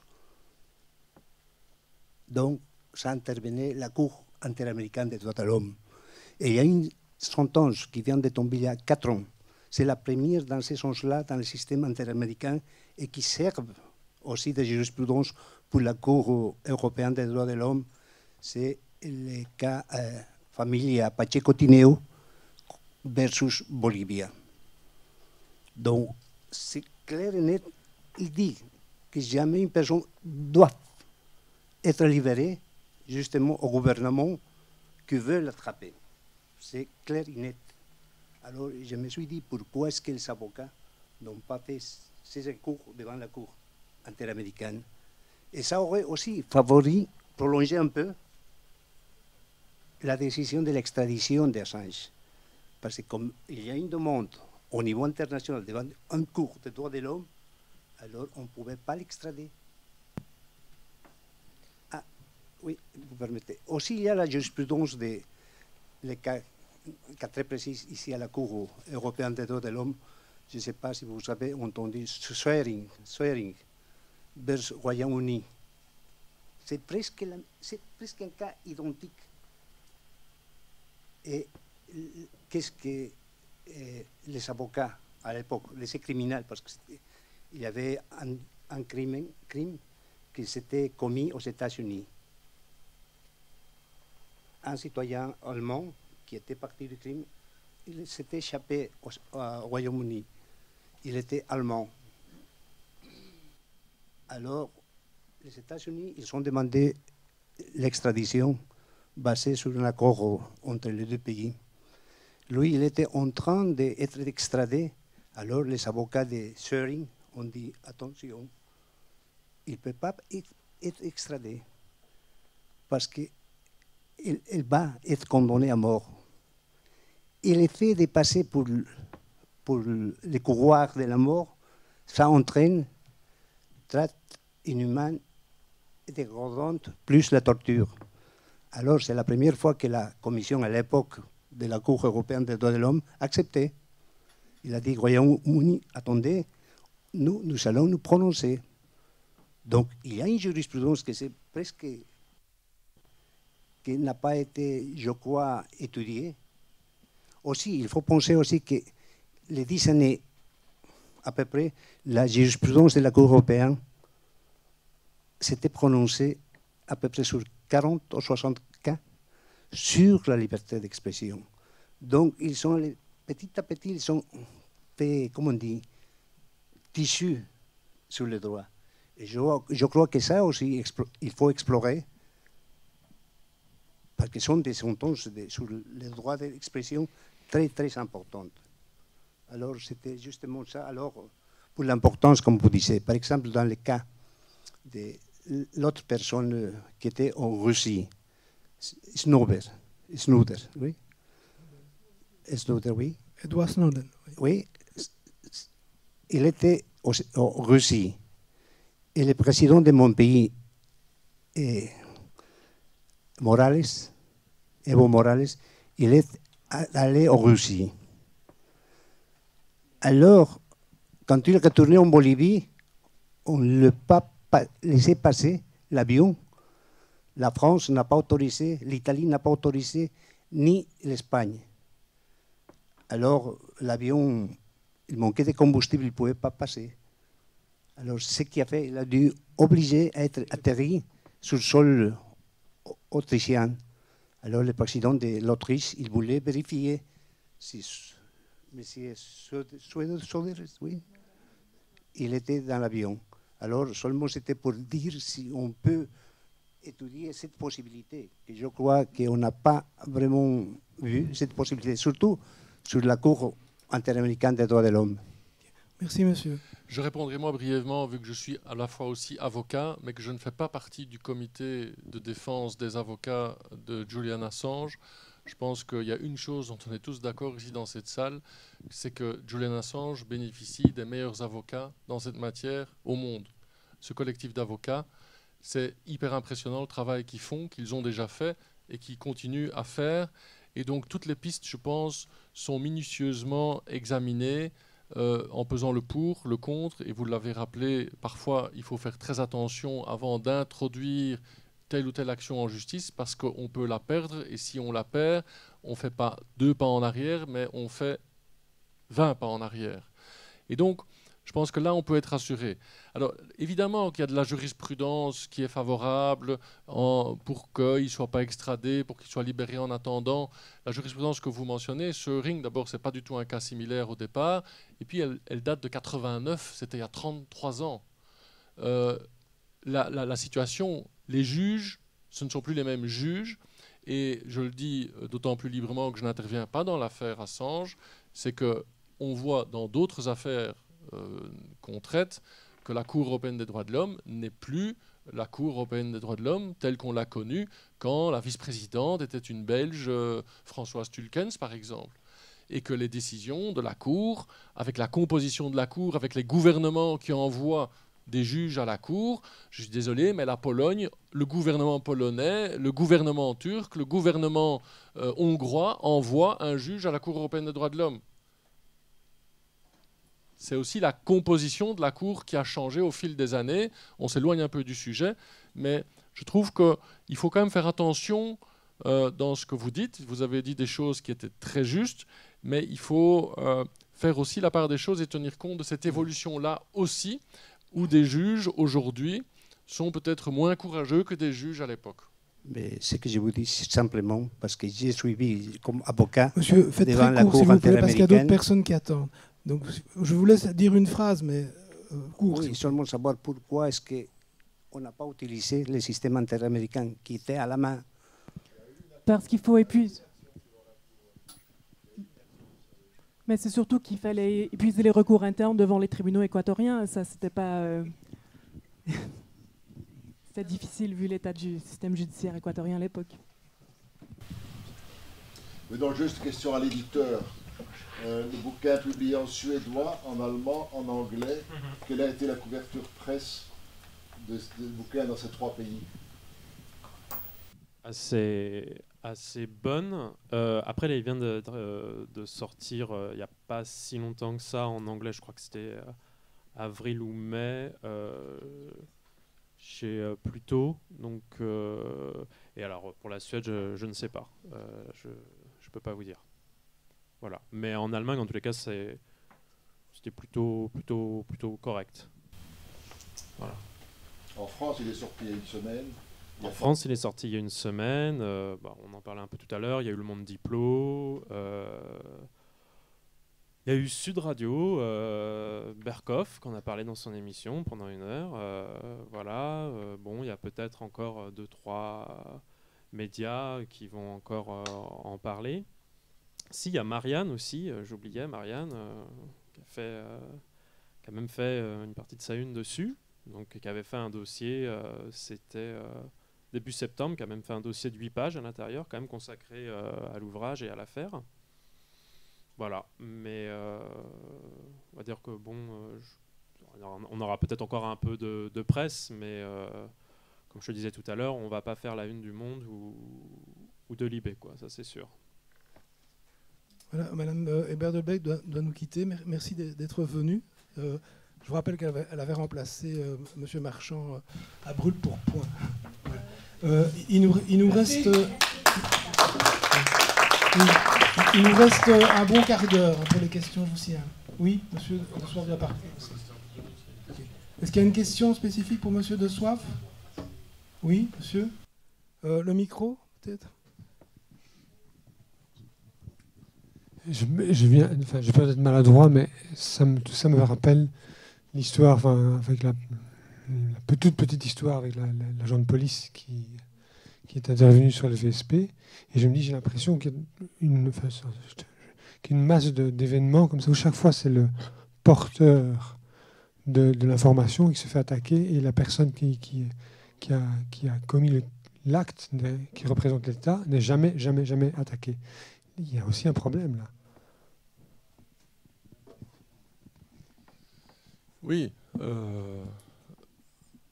Comme photographe, tu as été poursuivi pour des photos prises pour des bavures et des exactions policières envers des sans-papiers, où on tire à balles caoutchouc à bout portant sur des sans-papiers qui occupent un bien abandonné, vide. Et ces photos se retrouvent à être diffusées, et où finalement c'est le photographe qui a pris les photos qui est poursuivi, qui est intimidé, qui est convoqué par la police et qui est menacé de poursuite pénale. C'est des mini Assange au quotidien dans notre société, qui est pourtant un état de droit, où la liberté d'information, la liberté d'expression sont des principes que personne ne remet en question. Et c'est en ça que pour la Ligue des droits humains, la FIDH, l'affaire de Julian Assange est emblématique parce qu'elle dépasse le cas de Julian Assange, parce qu'elle concerne toutes ces personnes qui veulent informer, cette liberté d'information, ce métier d'informer en toute transparence, ce contre-pouvoir qui est l'information et le journalisme, avec des poursuites que, si ce n'est pas évidemment comme dans le cas de Julian Assange culminant, mais des poursuites quotidiennes qui cherchent à provoquer ce que les anglo-saxons appellent le chilling effect. C'est que toi, par exemple, la prochaine fois que tu prendras des photos, tu hésiteras de savoir si tu vas encore le faire. parce que tu n'as plus envie d'être menacé de procès à devoir te défendre. D'autres, pareil. Pardon ? Voilà, c'est finalement ça, c'est ce chilling effect, cet effet de refroidissement, avec des journalistes, et en Belgique, on en a eu de nombreux, des procès qui sont intentés, notamment par des groupes économiques qui s'apparentent plus à des groupes mafieux, mais qui poursuivent les journalistes qui dénoncent et qui écrivent sur leur cas. Netis à Liège, pour ne pas le nommer, par exemple, qui a poursuivi des journalistes avec des montants réclamés qui sont astronomiques que ces journalistes ne pourront jamais payer. Et c'est ce qu'on appelle les fameuses, aussi de nouveau, pour reprendre un terme anglais, les SLAP, le Strategic Litigation Against Public Participation.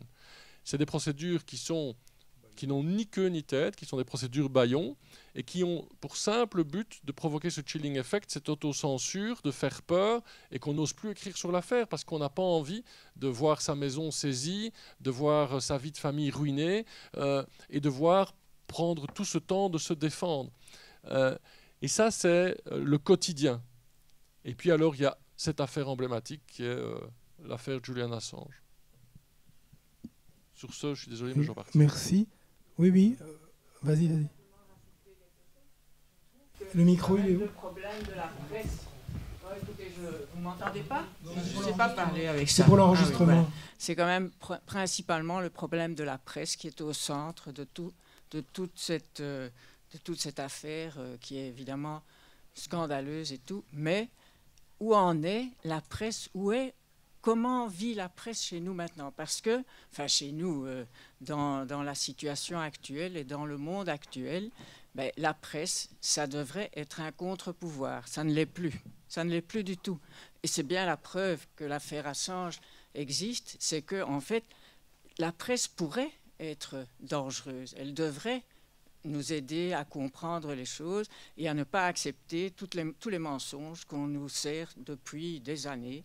Moi, j'ai travaillé pendant toute ma vie à la télévision belge et je me souviens que lors des cérémonies de Nouvel An, nous étions reçus par le grand patron qui s'appelait, je ne me souviens plus, Vangermé, et que M. Vangermé disait: l'information ne doit pas être quelque chose qui fait plaisir aux gens. L'information doit être dérangeante. Elle ne doit pas être dans le sens de ce que les puissants attendent. Alors, moi, je pense que c'est ça qui est fondamental. Et qu'est-ce que vous, en tant que Fédération internationale de la presse, vous pouvez faire ? Moi, je connais des journalistes en Belgique on leur retire leur carte de presse. Comme ça, on peut simplement dire « vous n'êtes plus un journaliste » et on peut les empêcher de travailler. Je cite, tout le monde connaît probablement ici, c'est le journal Kéros, et le journaliste, donc le patron de Kéros, qui est un journaliste, on lui a retiré, donc c'est la fédération des journalistes belges qui lui ont retiré sa carte de presse. On peut ne pas être toujours d'accord avec tout ce que le journal Kéros dit, mais ça, justement, la liberté de la presse, c'est de pouvoir défendre des gens qui ne sont pas toujours dans les mêmes opinions que nous. Voilà. Moi, je trouve que ça, c'est fondamental. Très bien, merci. Ce combat. Je vais répondre. Comme je l'ai dit au départ, moi, je ne représente pas les médias. D'accord ? Si vous voulez interroger, puisque vous connaissez bien la maison, vous pouvez aller directement taper à la porte du directeur de l'RTBF et puis vous lui posez la question. Moi, je ne représente pas ces gens-là. Et les journalistes dans les rédactions, eux, je les connais bien et je parcours suffisamment la planète pour bien les connaître. Et pour bien connaître surtout leurs conditions de travail. La liberté de la presse, on passe notre temps à la défendre. Il suffit de regarder le site. Sur le cas que vous citez, ce n'est pas une organisation associative et représentative de journalistes qui donne ou qui enlève les cartes de presse. C'est une commission. C'est une commission d'agrégation. Dans laquelle on retrouve... Ah mais bien sûr. Mais oui, mais ça c'est dans un pays démocratique et je peux vous dire qu'il n'y en a pas... C'est pas la majorité de cette planète, ça je peux vous l'affirmer. C'est une des décompositions entre patrons et salariés. Mais ce n'est pas une organisation, en l'occurrence, qui fait ou qui défait les confrères et les consoeurs. Il y a des critères, il y a qui appliquent tout simplement la loi. Est-ce qu'on est d'accord ou pas ? Ça, c'est un autre sujet. Il a le droit de faire appel. Est-ce qu'il l'a fait? J'en sais rien. Moi, j'ai pas envie qu'on fasse un débat là-dessus. On est sur Julian Assange aujourd'hui. Et donc voilà. Donc moi, en tant que fédération internationale, c'est le quotidien de notre travail. C'est le quotidien de notre boulot, nous, à aller défendre la profession et de soutenir les journalistes, une fois encore. La presse, ça peut être critiquée, il n'y a pas de problème. Je passe moi-même, je le fais, et de façon souvent, parfois injuste, parce que je les connais bien. Non, mais j'ai bien compris. Mais sauf que... Mais si vous voulez que ce soit enregistré, il vaut mieux qu'on parle dans les micros, mais on ne va pas faire un dialogue. Je réponds juste à ce que vous disiez. Qu'est-ce que vous faites, vous, en tant que fédération internationale? Il faut d'abord, pour aider les journalistes qui sont membres de notre fédération internationale, il faut d'abord aller adhérer aux syndicats ou aux associations qui sont membres eux-mêmes de notre organisation. Et à partir de là, il y a beaucoup de choses qui se font et tout notre boulot nous se fait à un niveau, évidemment, international. Voilà. On a encore 5 minutes. Et je te donnerai la parole après. D'accord. Juste ce témoignage que, comme beaucoup de gens ici, j'ai entendu Stella Assange, et je lui ai parlé. Elle fait preuve d'un courage surhumain, et je lance un appel, son appel, je le relaye dans la salle ici, pour le 8 octobre. Comme la presse ne parle pas suffisamment d'Assange, elle a donc lancé l'appel à une chaîne humaine de 5000 personnes autour du Parlement, et j'espère qu'un maximum de personnes ici présentes dans cette salle seront là, à Londres, le 8 octobre. Voilà. Bon, donc, maintenant, je vais clôturer la séance. Oui, donc je rappelle, la chaîne humaine, c'est encercler le Parlement britannique. Donc ça se passe à Londres, c'est le samedi 8 octobre et ce sera à 13h. Donc si vous voulez y aller, il faut s'inscrire. Ça, on peut vous donner les liens. Mais il faut surtout penser que vous devez avoir un passeport aussi maintenant pour aller en Grande-Bretagne. Donc si vous voulez y aller, il faut prendre toutes ces choses en considération. Il y a des choses que vous pouvez faire aussi plus proches.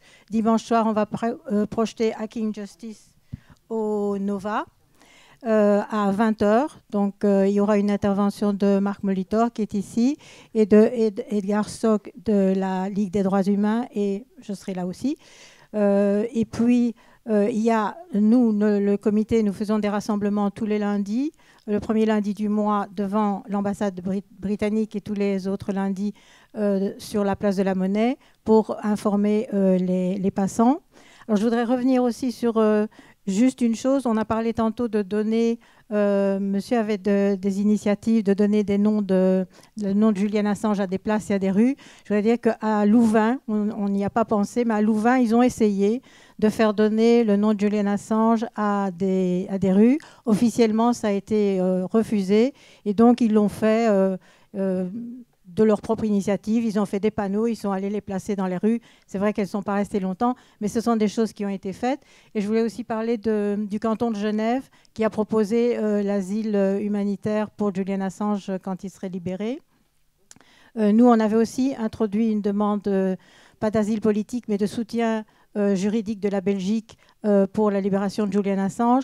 On a remis une pétition qui a été reprise dans la commission des pétitions, qu'il a renvoyée à la commission des réfugiés, qu'il a renvoyé à l'Office des étrangers, qui a jugé que, puisque la personne n'était pas sur le territoire, elle ne pouvait pas demander l'asile politique. Donc c'est pour vous dire qu'il y a des initiatives, il y en a, et si vous avez d'autres propositions, franchement, prenez note de notre mail et envoyez-les, parce qu'on a besoin de beaucoup d'initiatives, et vraiment les initiatives de monsieur, on fait des anniversaires, mais la façon dont vous l'avez décrit, ce sont encore de meilleures idées. Alors bon, maintenant je vais passer aux remerciements. D'abord, je voudrais remercier les éditions critiques qui vont nous permettre de lire le livre de Nils Melzer en français. Et bien sûr, remercier Fabien Trémaud qui a fait le voyage pour venir nous parler aujourd'hui. Et Diane Gilliard, oui, parce que sans traductrice, évidemment, je pense que Nils Melzer, il a traduit lui-même de l'allemand à l'anglais, mais bon, il ne peut pas tout faire non plus. Donc, redites encore son nom, parce que... Diane Gilliard, voilà, la traductrice, donc merci aussi à elle. Puis alors, merci aux personnes qui sont venues pour intervenir aujourd'hui. Anthony Bélanger, Alexis de Soif, Marie-Laure Elbert Dolbeck. Et puis, merci aux membres du comité qui ont aidé à organiser la séance, et à Michel d'avoir été modérateur, à Pierre-Yves d'avoir fait le montage pour les vidéos. Merci à Karine qui est venue pour filmer et qui, dans 15 jours à peu près, pourra nous donner une vidéo de la séance montée et que vous pourrez diffuser autour de vous. À travers elle, merci à Pour et à Attaque 2 qui nous ont soutenus. Alors, qu'est-ce que j'oublie? Alors, merci aussi à Investigation qui nous ont permis d'utiliser des extraits de leurs vidéos. Et puis enfin, je vais faire un merci à la librairie Tropisme parce qu'ils ont promis de mettre en évidence le livre dans leurs locaux. Donc, je vous invite à aller soit l'acheter ici en sortant, à la table, donc je vous rappelle c'est 24 €, soit si vous n'avez pas l'occasion aujourd'hui, je vous invite à aller l'acheter à la librairie Tropisme. Et voilà, je pense que j'espère n'avoir oublié personne. Si tu as oublié une personne, c'est toi-même, Marie-France, qui est quand même à la base de l'organisation de cette conférence. Merci à tous, au revoir et à bientôt dans d'autres actions.